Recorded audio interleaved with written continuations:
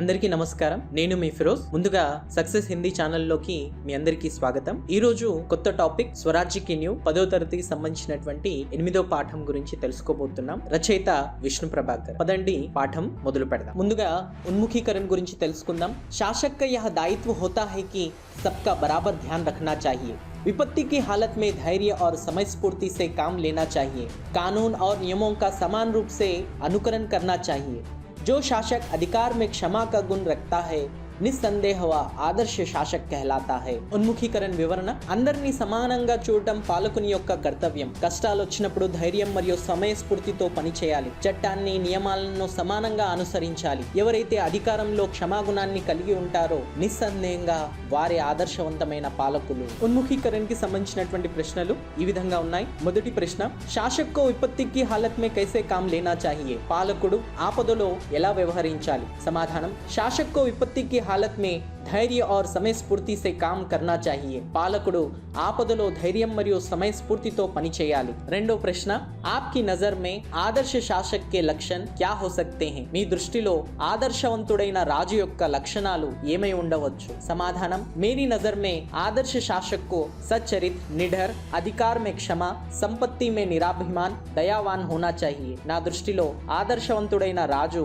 మంచి నడవడిక గలవాడై, నిర్భయుడు, అధికారంలో క్షమాగుణం కలవాడై, సంపదలో కూడా నిర్గర్భి అయి దయాగుణం కలిగిన వాడే ఉండాలి. మూడో ప్రశ్న, సువ్యవస్థిత్ శాసన్ కే క్యా గుణ్ హో సక్తే హై. మంచి శాసన వ్యవస్థ యొక్క లక్షణాలు ఏమై ఉండవచ్చు. సమాధానం, విపత్తి కే వక్త్ ధీరజ్ సే కామ్ లేనా, सब में धैर्य बांधना, अधिकार में क्षमा गुण रखना, कानून नियमों के प्रति सतर्क रहने वाली शासन व्यवस्था को सुव्यवस्थित शासन व्यवस्था कह सकते हैं. ఆపదలో ధైర్యంగా ఉండటం, అందరిలో ధైర్యాన్ని నింపటం, అధికారంలో క్షమాగుణాన్ని కలిగి ఉండటం, నియమాలు చట్టం పట్ల జాగ్రత్తగా వ్యవహరించే పాలనా వ్యవస్థను మంచి శాసన వ్యవస్థగా చెప్పవచ్చు. उद्देश्य, छात्रों को साहित्य में एकांकी विधा से परिचित कराना, एकांकी भाषा व रचना शैली से परिचित कराना और एकांकी लेखन के लिए प्रोत्साहित करना एवं इसके साथ साथ छात्रों में देशभक्ति के लिए समर्पित होने की भावना का विकास कराना इसका उद्देश्य है. విద్యార్థులకు ఏకాంకి సాహిత్య పరిచయం, దాని భాషా శైలిని పరిచయం చేయటం,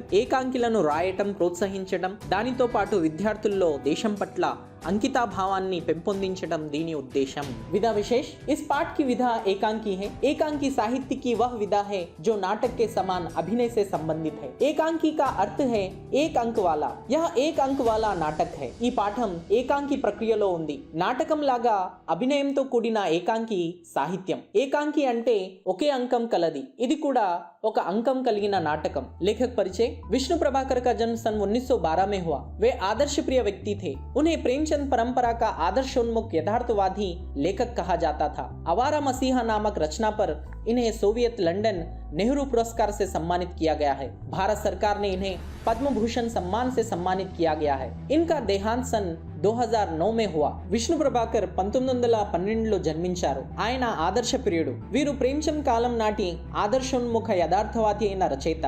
అవారా మసీహా అనే రచనపై వీరికి సోవియట్ లండన్ నెహ్రూ బహుమతి ఇచ్చి సత్కరించారు. భారత ప్రభుత్వం వీరికి పద్మభూషణ్ అనే బిరుదుతో సత్కరించింది. వీరు 2009లో మరణించడం జరిగింది. విషయ ప్రవేశ, खूब लड़ी मर्दानी वह तो झांसी वाली रानी थी. सुभद्रा कुमारी चौहान की यह पंक्ति लक्ष्मीबाई की वीरता प्रकट करती है. लक्ष्मीबाई ने यह सिद्ध कर दिखाया कि अबला हमेशा अबला नहीं रहती. आवश्यकता पड़ने पर वह सबला भी बन सकती है. लक्ष्मीबाई ने सच्चे अर्थों में देश की स्वतंत्रता की नींव रखी थी. प्रस्तुत पाठ में देश के प्रति उनकी कर्मपारायणता के बारे में बताई जा रही है. झांसी లక్ష్మీబాయి శౌర్యాన్ని గురించి శ్రీమతి సుభద్రా కుమారి చౌహాన్ గారు రాసిన खूब लड़ी मर्दानी वह तो झांसी वाली రాణి థీ తెలుపుతుంది. అబల ఎప్పటికీ అబలగానే ఉండదని, అవసరమైతే సబలగా అవుతుందని ఝాన్సీ లక్ష్మీబాయి నిరూపించింది. లక్ష్మీబాయి నిజంగా దేశ స్వాతంత్రానికి పునాది వేసింది. ప్రస్తుత పాఠంలో దేశం పట్ల ఆమె కర్తవ్యనిష్ట గురించి చెప్పబడుతుంది. ఈ పాఠం మొదలు పెట్టడానికంటే ముందు రాణి లక్ష్మీబాయి జీవితంలోని కొన్ని ముఖ్య విషయాలను తెలుసుకుందాం. రాణి లక్ష్మీబాయి నవంబర్ 16, 1835లో వారణాసిలో బదోహిలో జన్మించారు. భర్త గంగాధర్ రావు, దత్తత పుత్రుడు దామోదర్ రావు, తల్లి భగీరథిబాయి, తండ్రి మోరోపంత్ తాంబే. లక్ష్మీబాయి చిన్ననాటి పేరు మనుబాయి. నానాసాహెబ్ మనుకు చిన్ననాటి స్నేహితుడు. మను అతనితో కలిసి అస్త్ర విద్యలు, గుర్రపు స్వారీ మరియు చదవటం రాయటం నేర్చుకుంది. మను వివాహం బాల్యంలోనే ఝాన్సీ రాజు గంగాధర్ రావుతో జరిగింది. లక్ష్మీబాయి ఒక పుత్రునికి జన్మనిచ్చింది. అతను సంవత్సరంలోపే మరణించాడు. ఆంగ్లేయులు సంతానం లేని రాజుల రాజ్యాలను ఆక్రమించేయవచ్చనే నియమాలని ఏర్పాటు చేశారు. అందువలన గంగాధర్రావు ఒక బాలుణ్ణి దత్తత తీసుకున్నారు. అనారోగ్యం కారణంగా గంగాధర్రావు మరణించారు. రాణి లక్ష్మీబాయి 18 సంవత్సరాల వయసులోనే విధవ అయింది. ఆంగ్లేయులు ఝాన్సీ రాజ్యాన్ని తమ రాజ్యంలో కలుపుకోవాలనుకున్నారు. అందుకే దామోదర్రావు దత్తతను స్వీకరించలేదు. ఆంగ్లేయులు బలపూర్వకంగా ఝాన్సీని హస్తగతం చేసుకోవాలనుకున్నారు. ఆంగ్లేయుల తరఫు నుండి హ్యూమా రోజ్ విశాల సైన్యంతో ఝాన్సీపై యుద్ధం ప్రకటించాడు. ఆంగ్లేయులతో యుద్ధం చేస్తూ జూన్ 18, 1858లో గ్వాలియర్లో ఝాన్సీ రాణి వీరమరణం పొందింది. ఈ పాఠాన్ని అర్థం చేసుకోవాలంటే ముందుగా ఈ వీడియోని చూద్దాం. ఆ తర్వాత మనం పాఠంలోకి వెళ్దాం. చూసారుగా, వీడియోలో తన రాజ్యాన్ని ఏ విధంగా కాపాడుకోవాలనే తాపత్రయం ఝాన్సీ రాణిలో ఉంది.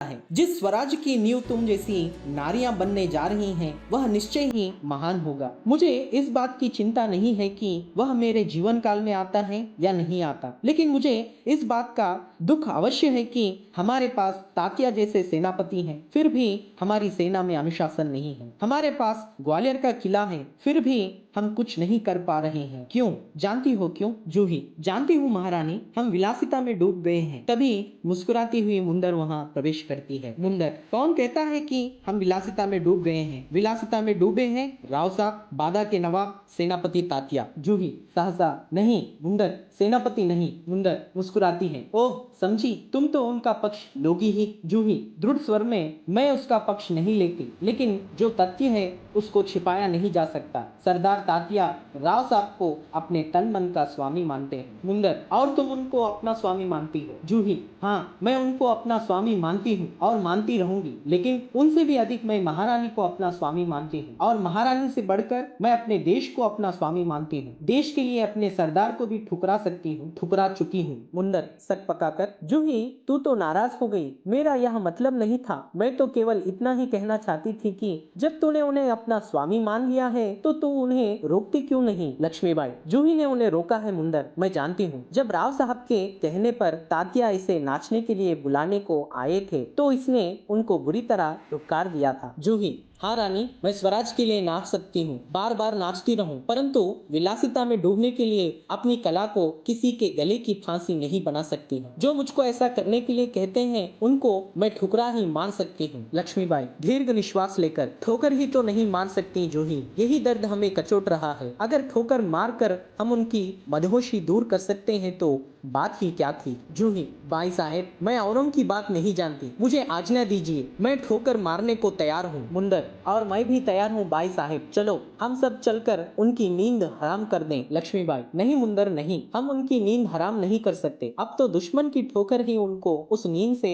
जगा सकती है। जूही, दुश्मन की ठोकर, यह आप क्या कह रही हैं। लक्ष्मीबाई, हाँ जूही, दोस्तों की ठोकर अविश्वास की खाई को और भी चौड़ा कर देती है। क्या तुम नहीं जानती कि हम एक दूसरे को किस दृष्टि से देखते हैं। क्या ऐसी स्थिति में मेरे कुछ कहने से शंकाओं की घाटा और भी गहरा नहीं उठेगी। मुंदर, बाई साहिब ठीक कहती हैं, शंकाएं अविश्वास पैदा करेंगी और उस अविश्वास से उत्पन्न निराश को दूर करने के लिए पायल की झनकार और भी झनक उठेगी। श्रीखंड और लड्डुओं पर जान देने वाले ब्राह्मणों के आशीर्वाद का स्वर और भी तेज हो उठेगा। सहसा कहीं दूर तोपों का स्वर उठता है। लक्ष्मीबाई, और जूही, तू अगर तात्या को खोज सके तो तुरंत उन्हें यहाँ आने के लिए कहा। जूही, खोज क्यों नहीं सकती, आपकी आज्ञा होने पर मैं उन्हें पाताल से भी खींच कर ला सकती हूँ। जाने के लिए मुड़ती है कि रघुनाथ राव तेजी से प्रवेश करते हैं। रघुनाथ राव, महारानी आपने सुना। लक्ष्मीबाई, क्या रघुनाथ। रघुनाथ राव, महारानी, जनरल रोज की सेना ने मुरार में पेशावा की सेना को हरा दिया। जूही कांप कर, क्या पेशावा की सेना हार गई। लक्ष्मीबाई, पेशावा की सेना हार गई, यह अच्छा ही हुआ, अब पेशावा की आंखें खुलेंगी। रघुनाथ, अपनी सेना को तैयार होने की आज्ञा दो, रोज ग्वालियर का किला नहीं ले सकेगा। रघुनाथ राव, मैं जानता हूँ वह कभी नहीं ले सकेगा, मैं अपनी सेना को कूच के लिए तैयार करता हूँ, केवल आपको सूचना देने के लिए आया था, जाता है। लक्ष्मीबाई, और जूही तुम भी जाओ। सहसा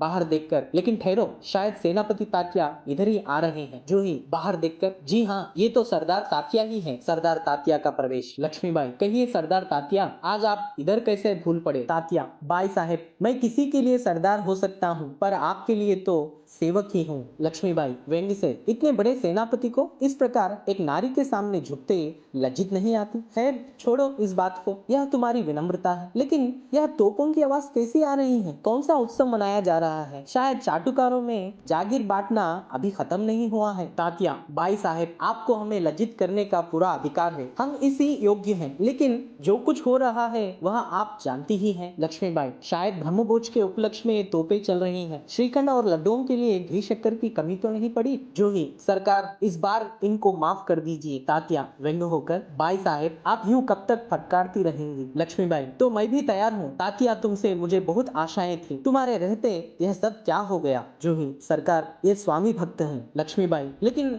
आज हमें देशभक्ति की आवश्यकता है। खैर अब भी कुछ नहीं बिगड़ा, अब भी बहुत कुछ किया जा सकता है। तात्या, इसीलिए तो आया हूँ बाई साहेब, आप जो कहेंगे वही करूंगा, जो योजना बनाए उसी पर चलूंगा। लक्ष्मीबाई, तो जाओ, तलवार संभालो, नुपुरों की झंकार के स्थान पर तोपों का गर्जन होने दो, भूल जाओ राग रंग, याद रखो हमें स्वराज लेना है, हमें रणभूमि में मौत से जूझना है। तात्या, महारानी आपकी जय हो, मैं युद्ध के लिए तैयार होकर आया हूँ। लक्ष्मीबाई, जानती हूँ, लेकिन सेनापति इस बार याद रखना कि यदि दुर्भाग्य से विजय ना मिल सकी तो तुम्हें सेना और सामग्री दोनों दुश्मन की घेरे से निकाल कर ले जाना है। तात्या, ऐसा ही होगा। लक्ष्मीबाई, तात्या, मेरा मन कहता है कि यह मेरे जीवन का अंतिम युद्ध है, जीत हो या हार मुझे किसी बात की चिंता नहीं, चिंता केवल इस बात की है हमारी वीरता कलंकित ना होने पाए। तात्या, बाई साहेब, वीरता आपको पाकर धन्य है, आपके रहते कलंक हमारी छाया को भी नहीं छू सकेगा। आज्ञा दीजिए। प्रणाम लक्ष्मीबाई। प्रणाम तात्या। मैं सीधा युद्ध भूमि में जा रही हूँ। देर न लगाना। तात्या चला जाता है। मुंदर, सरकार आज मैं बराबर आपके साथ रहूंगी। जूही, और मैं तोप खाना संभालूंगी। लक्ष्मीबाई, और हम सब मिलकर या तो स्वराज्य प्राप्त करेंगे या स्वराज की नींव का पत्थर बनेंगे। पर्दा गिरता है। చూసారుగా, ఇప్పుడు మనం తెలుగులో దీనికి సంబంధించిన వివరణను యానిమేషన్ రూపంలో తెలుసుకునే ప్రయత్నం చేద్దాం. స్టేజీ మీద యుద్ధ భూమి దృశ్యం ఏర్పాటు చేయబడింది. క్యాంపు దగ్గరలోనే ఏర్పాటు చేయబడింది. మహారాణి లక్ష్మీబాయి గుడారంలో ఒక భాగం కనబడుతుంది. పరదా తీయడంతో మహారాణి లక్ష్మీబాయి తన స్నేహితురాలు జూహీతో ఉత్తేజిత పరిస్థితిలో స్టేజి మీదకు ప్రవేశిస్తుంది. ఇద్దరు ఎరుపు రంగు వేసుకున్న సైనికుల వేషంలో ఉన్నారు. లక్ష్మీబాయి, నేను చూస్తుండగానే ఏమైంది జూహీ? ఝాన్సీ, కలాపి, గ్వాలియర్ ఎక్కడికి వెళ్ళిపోయాయి. కానీ గమ్యం దగ్గరికి వచ్చి కూడా ప్రతిసారి దూరంగా వెళ్ళిపోతుంది. స్వాతంత్ర్యం వస్తుండగా చూశాను, కానీ మరో క్షణంలోనే మార్గంలో హిమాలయాలు అడ్డొస్తున్నాయి. దానిని దాటుతుండగానే మహాసాగరం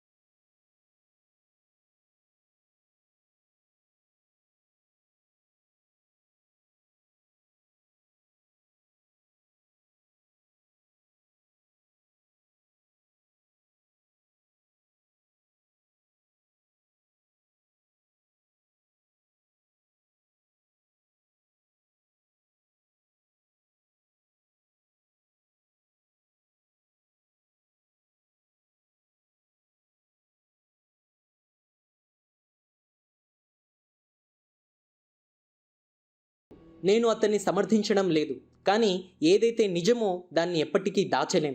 సేనాపతి తాత్య రావ్ సాబ్ను తన మనస్సులో స్వామిగా అనుకుంటున్నారు. ముందర్, నువ్వు అతన్ని నీ స్వామిగా భావిస్తున్నావు. జూహీ, నిజమే, నేను అతన్ని స్వామిగా భావిస్తూనే ఉంటాను. కానీ అతని కంటే మహారాణిని స్వామిగా భావిస్తాను. మహారాణి మించి నా దేశాన్ని స్వామిగా భావిస్తాను. దేశం కోసం నా నాయకుణ్ణి కూడా తిరస్కరించాను. ముందర్ బాధపడుతూ, జూహీ, నీకు చాలా కోపం వచ్చింది. నా ఉద్దేశం అది కాదు.